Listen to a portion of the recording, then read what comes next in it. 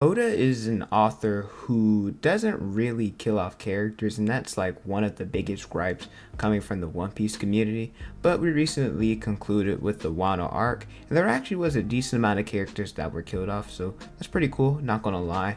Well, it's not cool that they died, but it's cool that we finally got to see characters finally die. There are also some that are left up in the air, and we're not really sure if they're dead, but I will include them in the video. I'll do the characters that are confirmed dead first, and then afterwards I'll do the ones that are up in the air that we speculate are dead or have been written off as dead, so that'll be interesting. I do plan on including some characters through flashbacks that are really relevant, and since Wano is an arc that had a lot of pre-build up, like we've had Monosuke and like the samurai trying to take down the emperors all the way since Punk Hazard. I will include some characters from the arcs leading up to it, so Punk Hazard and Whole Cake Island. I believe those are the only two arcs where characters died that impacted the story. I think it's really going to be interesting. Let me know how you guys feel about these characters' death in the comment section below. But with that away, my name is Potential Leash, and let's talk about every death that happened in Wano.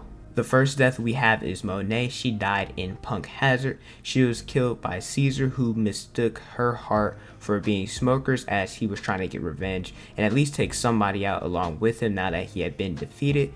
Doflamingo, he had Monet on a suicide mission in order to get rid of Law and the Straw Hats since the SAD machines were destroyed, and she was a member of the Doflamingo family or the Doflamingo crew. She was the first Logia woman to have died in the series. Next person we have is Pedro. He died in Whole Cake Island. He was on a bombing suicide mission for himself and ended up killing himself, which allowed for the Straw Hats to escape. Pedro had the candy everywhere, and the only thing he could do was blow himself up to be able to loosen the candy, and they could do a coup de burst to get out of there. Pedro, he didn't have long to live as he had to give up some of his lifespan for his friend in the past with Big Mom, and they thought that he killed off Pedro, but Pedro actually did not die. He survived with only having his, I believe it's his right arm, or it might be his left arm blown off. But Pedro, he was someone who believed that the Straw Hats are important and that they would lead the world to the dawn, where he has an impact on Luffy, where Luffy made mention about Pedro again going against Kaido, and Carrot, she has a lot of love for Pedro being her mentor and that she wanted to get revenge for him. Without him dying, they're not leaving Whole Cake Island, so that means Luffy, Sanji, Jinbei, all of them are definitely getting killed by Big Mom if he didn't make that sacrifice. Where I'd say Pedro, maybe not necessarily like impactful, but to me he has a top 3 important death in One Piece. Yasui was another death. This is the first one that we're going to talk about that actually happened in Wano. He had a small devil fruit like his daughter, so they could be one and the same. He got captured in order to protect the raid. We know that Contra was the one to leak that information, where he was embarrassed and executed in front of everyone, where the people of Ebisui or something like that town, they were actually laughing at the execution, but in actuality that's the only way they could show their emotion, because they ate the small devil fruits, where this impacted Zoro and he went to Kaido and Orochi. He even attempted trying to kill Orochi right on the spot. It also motivated the other characters, the Kaizen 9, the other samurai who wanted to get revenge for Yasui, and that was just another casualty to Kaido and Orochi, giving them motivation in order to take them down. And Yasui, he almost had his daughter killed even after he died, but him dying allowed the raid to continue. Ashura Doji, he died sacrificing himself to take out Contra. Contra was about to explode, and he basically pushed himself out of the way of the other Kaizen 9, where this is kind of an atonement moment for him, because he was one of the people who stopped believing in Toki's prophecy and the other Kaizen 9 members that they went into the future. He really gave up, went against what Odin believed in, and kind of lost his way. So like I said, this is a very kind of redemption for him, where the other Kaizen 9, they were very affected by this because one of their own died. However, for me, I had no personal attachment to him, so I didn't really care that he died. Izo. Now, I'm not going to hold you. I think for 2 reasons. One, Oda killed him off because he probably has no more importance to the story now that his ties with, well, 1, Whitebeard died, and 2, he finally got to avenge Odin. But I also think Oda killed him off because he realized that there wasn't enough deaths. That's just my personal opinion. It's not confirmed. But I am kind of mad because there was only 2 panels of Izo versus the CP0 dude, where I also wanted to see Kiku's reaction being his sister, right? I found that like really sad that we didn't get to see her really mourn him or anything like that. And even in the end, right, we didn't see her at his grave. But I do like that we got to see Marco's reaction, because Marco, he's lost everyone. He's lost Thatch, Whitebeard, Ace, Odin, and now Izo.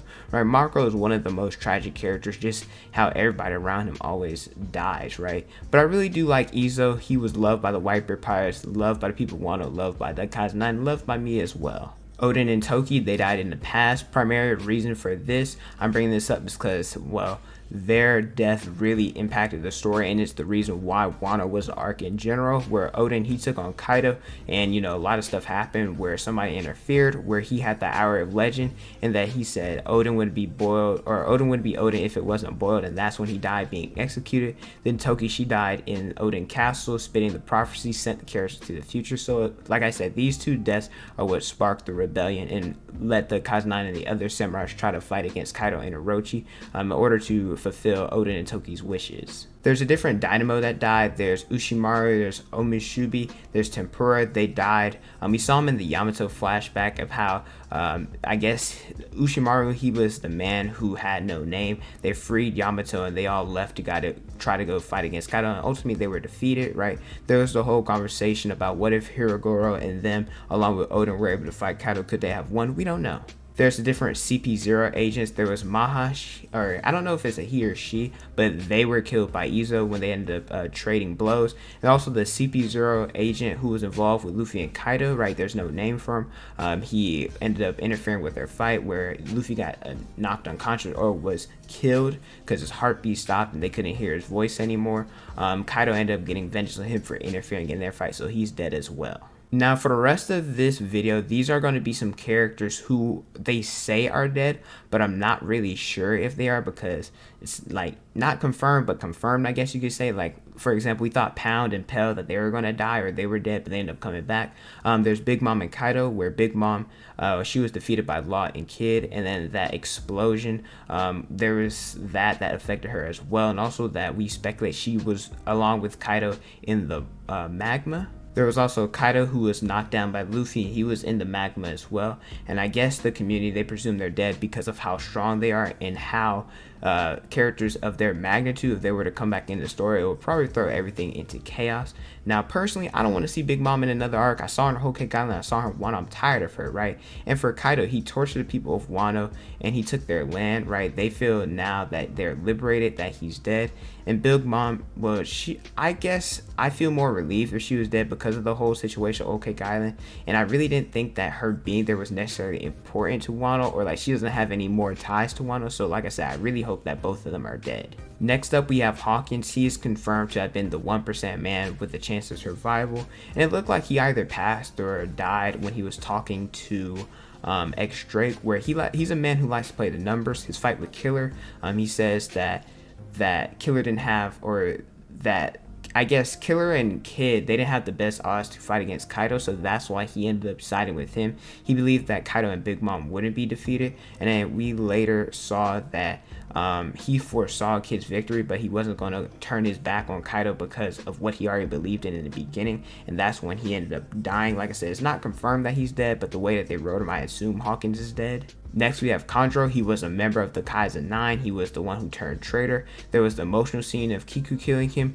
the emotional scene of Kiemon killing him. There was the emotional scene of Ashuradoji stopping him and Ashuradoji dying, and we thought that Contra died. Then he came back as a Kazembo. Then he died burning Orochi. So we speculate, he came back like 4 or 5 times. He's like a cat with 9 lives. Like I do not want to see Contra back in the story ever again. Lastly, we have Orochi, where he had, I don't want to say a bunch of fake deaths, because he did get killed by Kaido. His head was cut off. He did get his head cut off by the Kaizen 9. However, because he was the Hydra, or whatever his devil fruit was, he had multiple heads, where he was stopped by Hiyori, and then burned by Contra, where he still was fighting, and then Dendro ended up killing him, cutting his final head off, where they had that whole controversial scene of Hiyori talking about, oh, well, the Kazumi, they're born to burn. I don't know how I feel about that. Maybe I make a video about that. I don't know. I feel like a lot of people have already done that though.